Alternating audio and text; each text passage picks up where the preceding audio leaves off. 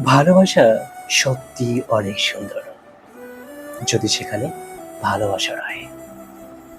ভালোবাসার জন্য অপেক্ষাটা তখনই মধুর হয়, যখন ভালোবাসা মানুষটি সঠিক হয়।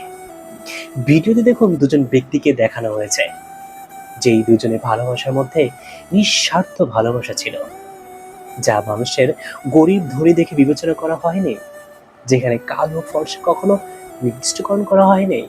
তাদের ভালোবাসা ছিল পবিত্র মনের ভালোবাসা, যে ভালোবাসার জন্য একজন মানুষ যুগের পর যুগ সেই ভালোবাসা মানুষের জন্য অপেক্ষা করতে পারে, যেই ভালোবাসার জন্য একটা মানুষ নিজের জীবনের সর্বশেষ সময়টুকু অতিবাহিত করে দিতে পারে।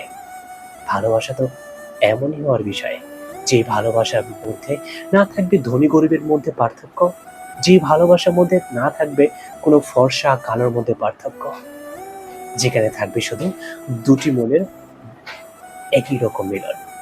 ভালোবাসা সত্যিই অনেক সুন্দর।